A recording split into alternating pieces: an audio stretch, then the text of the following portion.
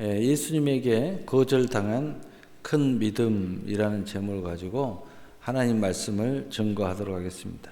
많은 사람들이 거절을 당함으로 큰 상실감을 얻어 자기를 크게 잃어버리는 결과를 낳게 되는 경우가 허다합니다. 특히나 믿었던 사람에게 거절을 당할 때에 더욱 그러합니다. 내가 정말 믿었는데 하면서 큰 상처를 받죠. 또 사랑하는 사람에게 거절을 당할 때는 정말 사람이 미쳐가는 것 같아요. 너무 충격을 가름하지 못하면 자살해 죽기도 합니다. 또 모든 것을 의지하고 나의 모든 것을 맡겼는데 거절당할 때, 배신당할 때, 또는 쫓겨날 때도 마찬가지입니다. 이 세상을 포기하고 싶은 그런 생각이 들어서 산속으로 자연인으로 들어가는 사람도 있어요. 또 나의 모든 것을 다 주었는데 결국은 거절당할 때 또 마찬가지일 것입니다. 어떤 부모는 자기의 모든 윤산 상속을 사전에 다 했는데 싹 정리해서 미국으로 가버린 거예요. 그래가지고요, 부모가 완전히 알거지가 되어 돌아보지도 않으니까 소송을 걸어가지고 지금도 재판을 하고 있는 줄 알고 있어요. 참 기가 막힌 거죠. 이런 경우들의 경우 상상도 하지 못할 정도의 상실감이 찾아와서 자신의 모든 것들을 하나하나 파괴당하는 것을 우리가 많이 봅니다. 또 결국은 자신을 철저히 죽여가거나 스스로가 그걸 당하고 나서 어떻게 할 수가 없어서 자기 자신을 스스로가 죽여요. 파괴하는. 또는 상대방이나 불특정 다수를 향해서 자신의 이 상실감, 이 큰 상처를 폭발시키는 것을 보게 돼요.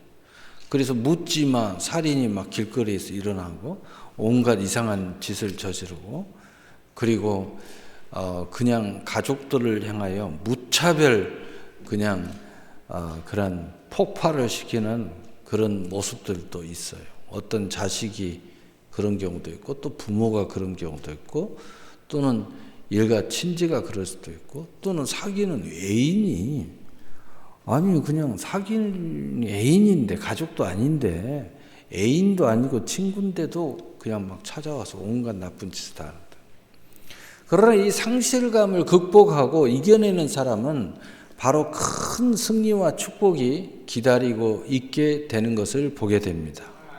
보란듯이, 복수하듯이 아주 성공적인 모습으로, 정말 행복한 모습으로, 이렇게 멋진 모습으로 자기 자신을 재기시키는 모습들을 우린 주변에서 굉장히 많이 봅니다. 믿음 안에서도 마찬가지입니다. 첫째로 우리가 살펴보면 큰 상실감을 오히려 예수님께서 주시는 장면이 나옵니다. 어떻게 주시죠? 점점 강하게 줍니다.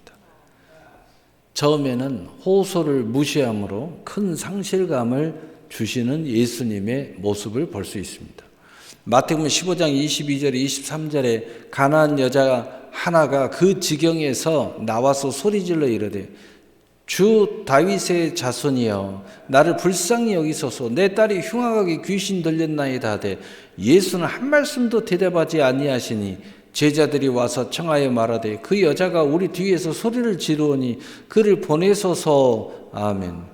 약속을 믿고 기도했는데 우리 주님은 반드시 내 말 들어줄 줄 알았는데 무시를 당하는 거예요. 이럴 때 어떻게 되겠어요? 이때 당신의 믿음은 어떻게 반응하시나요? 내가 우리 목사님 믿었는데 아니 뭔가 대답할 줄 알았는데 한 말씀도 안 하고 쳐다보고 그냥 가시는 거예요. 그때 어떡하실래요? 대부분은 상실감이 찾아와요. 낙심에 빠져요. 어떤 사람은 상처를 받았다고 난리 길길이 뜁니다. 자존심이 막 뭉개지는 느낌을 받죠. 두 번째로 예수님은 거기서 멈추지 않아요. 거절하심으로 큰 상실감을 더 추가를 해 주십니다. 마태복음 15장 24절에 예수님께서 대답하여 이르시되 나는 이스라엘 집에 잃어버린 양 외에는 다른 데로 보내심을 받지 아니하였노라 하시니 아멘. 구체적으로 거절을 하십니다. 말을 하면서 구체적으로 너는 이것 이렇게 해서 안 돼라고 이야기하는 거예요. 구체적으로 거절을 당할 때 보통의 믿음은 너무 당황스럽습니다. 될 줄 알고 했는데. 그런데 보통 사람들은 이렇게 대처를 하더라고요. 내 안에서 거절을 당한 이유를 찾고 열거를 합니다. 스스로가. 누가 거절했기 때문에? 예수님이 거절했기 때문에. 누가 거절했기 때문에? 믿음 좋은 사람이 거절했으니까. 누가 거절했으니까요? 나보다 더 똑똑하고 능력이 있고 성공자가 거절했기 때문에. 열거를 해요. 그리고 거절당해 마땅하다고 스스로 생각합니다. 여러분, 세상에서는 마땅할지 모르지만 믿음은 마땅하지 않아요. 믿음은 믿는 믿음을 가진 자의 승리예요. 하나님이 그렇게 약속해 놨고 그렇게 분명하게 기록해 놨어요. 그런데 믿음을 가진 사람이 거절에 아멘을 해요. 누가 이야기했기 때문에요? 예수님이 이야기했습니까? 누가 이야기했어요? 목사님이 이야기하니까요. 누가 기도 많이 하는 권사님이 너는 안 돼. 내가 기도해 보니까 안 돼. 이렇게 이야기했다고요. 아멘을 해요. 이것도 믿음이라고 생각해요. 참으로 한심스럽기가 그지없습니다. 나에게서 부정적인 이유를 찾는 것이죠. 그것이 믿음이라고 생각해요. 여러분, 믿음은 그런 게 아니에요. 긍정을 찾아야 됩니다. 할 수 있거든이 무슨 말이냐? 믿는 자에게는 능치 못함이 없느니라. 응답적으로 이유를 찾는 것이 믿음이에요. 믿음은 물러서지 아니한 것을 믿음이라고 말하고 계시는 것을 믿으시기를 바랍니다. 내가 물러서는 자를 기뻐하지 않는다고 그랬잖아요. 히브리서 10장 38절 39절에 나의 의인은 믿음으로 말미암아 살리라. 또한 뒤로 물러가면 내 마음이 그를 기뻐하지 아니하리라 하셨느니라. 우리는 뒤로 물러가 멸망할 자가 아니요 오직 영혼을 구원함에 이르는 믿음을 가진 자니라. 아멘. 하나님이 우리를 시험했을 때 물러가면 믿음이 아니에요. 갑자기 권사님 마음에 시기 질투가 들어가서 하나님 뜻이라고 말하면서 너는 안 돼 라고 말했다면 어떡할 거예요? 믿음은요 반드시 이루는 것이 믿음이에요. 성경이 말하고 있잖아요. 세 번째로 예수님이 여기서 멈추지 않아요. 더 확실하게 확인사살을 하십니다. 여러분, 확인사살 당해봐야 정말 압니다. 분명하게 마음을 상하게 하심으로 더 큰 상실감, 확인사살까지 확실하게 하십니다. 마태복음 15장 26절에 대답하여 이르시되 자녀의 떡을 취하여 개들에게 던짐이 마땅하지 아니하니라. 아멘. 자격이 없다고 예수님이 말씀하십니다. 너는 개야. 너는 사람이 아니야. 개야. 라고 말씀하십니다. 개가 무슨 응답을 해? 개한테 내가 뭘 할 수 있겠니? 예수님과 상관이 없다고 말씀하시는 거예요. 자녀가 아니기 때문에 절대로 응답하실 수 없다고 하시는 거예요. 너는 이방인이니까 나하고 상관없다고 이야기하는 거예요. 이 정도 강하게 하시면 우리의 믿음은 어떻게 할 것 같습니까? 너는 이렇게 하나님 자체가 너한테 이런 은사를 주시지 않았어 라고 은사 가진 사람이 여러분한테 그렇게 이야기하면 여러분 어떡하실 겁니까? 예수님이 그렇게 지금 이야기하고 있는 거예요. 너는 개야. 개야, 개. 라고 말하는 거예요. 우리의 믿음은 어떻게 할 것 같아요? 아니, 이럴 수가. 이렇게 강하게 확실 사살당하면요. 완전히 꺾여가지고 오히려 내가 부끄러워서요. 얼굴을 못 들고 뒤로 물러가는 사람이 있는가 하면요. 아주 그냥 길길이 낯뛰면서 이제는 믿음도 필요 없다, 교회도 필요 없다, 천국도 필요 없다 하고 날뛰는 사람이 있어요. 대부분 이 두 가지 유형으로 나타나더라고요. 저 여러 번 봤어요. 아니 나에게 어떻게 이렇게 대할 수가 있어? 내가 지금까지 한 것이 얼만데? 이런 사람이 있어요. 내가 지금까지 교회에서 얼마나 충성하고 얼마나 일하고 얼마나 헌금을 하고 하면서 막 길길이 날뛰는 사람도 있어요. 우리 주님을 그렇다고 하면서 욕할 것입니까? 욕한 사람 봤어요. 너무 분노하면서. 내가 길 가다가 전도하면 이런 사람들 제법 만나요. 제법 만나요. 아니면 원망만 할 것입니까? 어떻게 큰 일을 저지르지는 않는데요. 사람 붙잡고 계속 원망하고 다녀요. 동네방네 돌아다니면서 교회 욕하고 다니고, 이 집사 저 집사 만나가면서 교회 욕하고 원망하고 하나님 원망하고 이럴 수가 하면서. 아니면 어느 누구처럼 가진 믿음을 배반하고 평생 죽을 때까지 대적질 하실 겁니까? 이런 사람들이 있어요. 돌아다니면서요 대적질을 하는 거예요. 완전히 원수가 돼가지고. 결과는 뻔한데 말입니다. 그래 봐야 지옥입니다.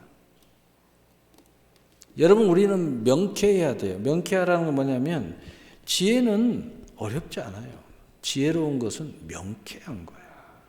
나는 어찌하든지 하나님 앞에 축복을 받아야 된다. 이게 지혜인 겁니다. 하나님 앞에 축복 안 받고 대적질 하면은 뭐 어떡하겠다는 거예요. 하나님이 누군지는 알고 계시잖아요. 명쾌한 거예요. 지혜가 여기서부터 출발하는 거예요. 하나님이 어떤 분인 줄 아는 것부터 지혜가 출발하는 거예요. 여기서 어떻게 하겠다는 거예요. 여기서 은혜가 나와야 되는 것입니다. 은혜는 뭐예요? 절대 안 된다고. 내 스스로 생각해도 안 된다고.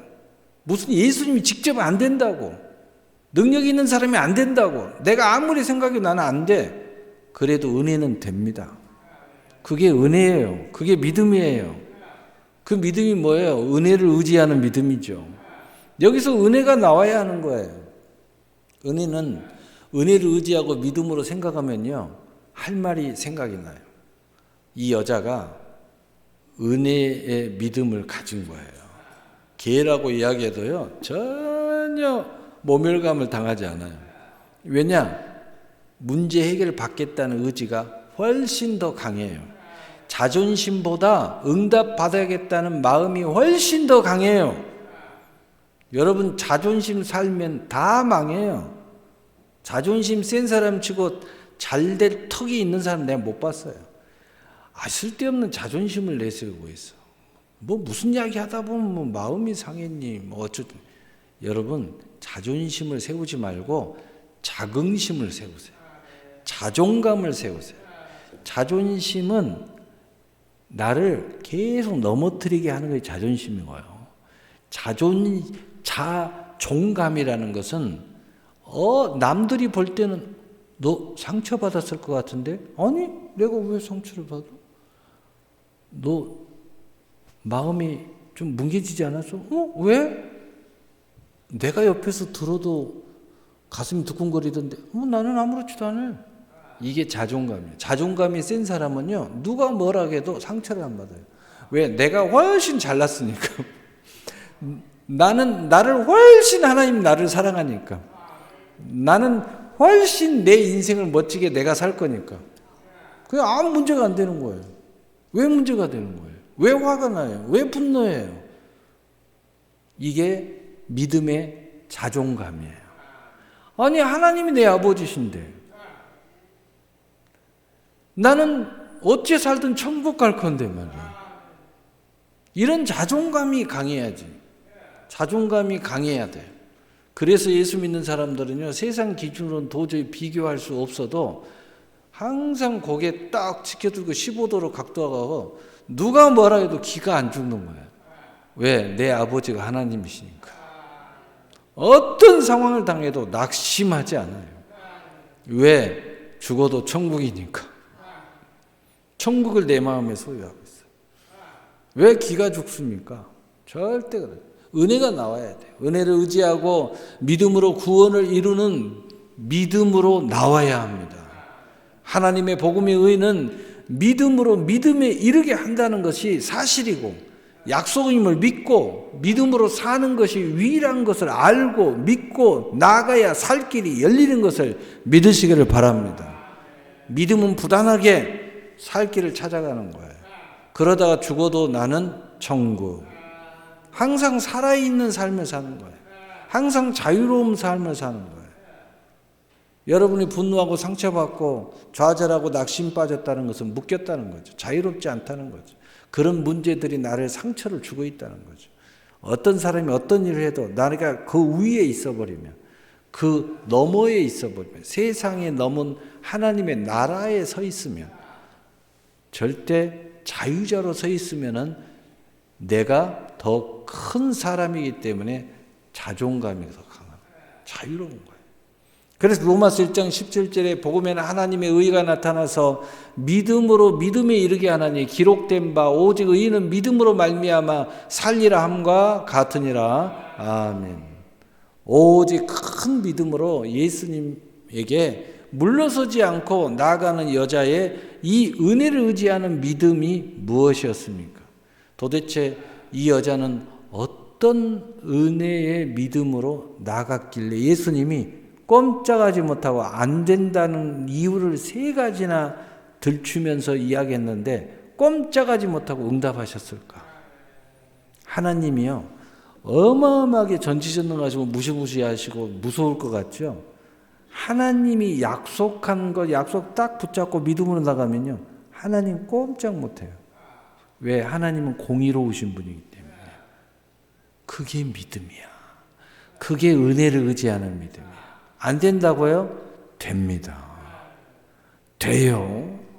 그 하나님의 공의를 꽉 붙잡고 약속을 붙잡고 밀어붙이잖아요. 그럼 하나님도 꼼짝 못해요. 우리가 하나님을 모르고 그냥 아무렇게나 하나님을 막 대하니까 하나님이 요것 봐라, 혼을 좀 내야 되겠는데 이러시는 거지. 하나님이 약속 꽉 붙잡고 딱 붙잡고 나가면 하나님 꼼짝 못해요. 오히려 하나님이 기뻐하셔요. 야, 나에 대해서 너무 잘하네. 내가 한 약속을 하나하나 열거하면서 나한테 요구를 하네. 그러면 내가 들어줘야지. 이렇게 되는 거죠. 첫째로 은혜를 구하는 가나안 여인의 모습. 마태복음 15장 26절 27절에 대답하여 이르되 자녀의 떡을 취하여 개들에게 던짐이 마땅하지 아니하니라. 여자가 이르되 주여 올소이다마는. 여러분, 하나님의 공의를 대적하면 안 돼요. 하나님이 어떤 이야기를 해도 아멘 하셔야 돼요.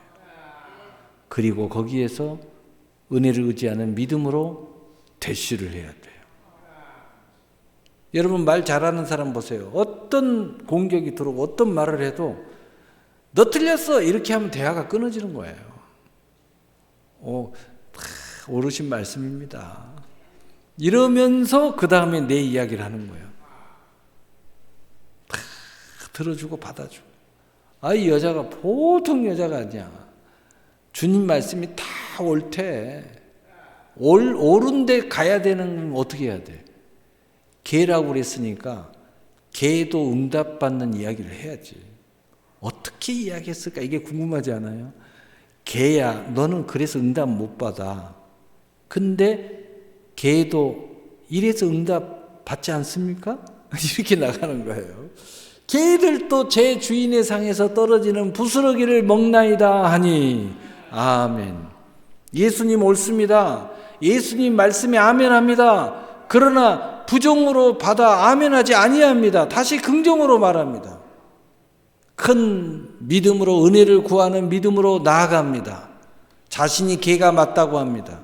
자신은 죄인이면 것을 고백하는 거죠. 자신은 이방인이 맞다고 고백합니다.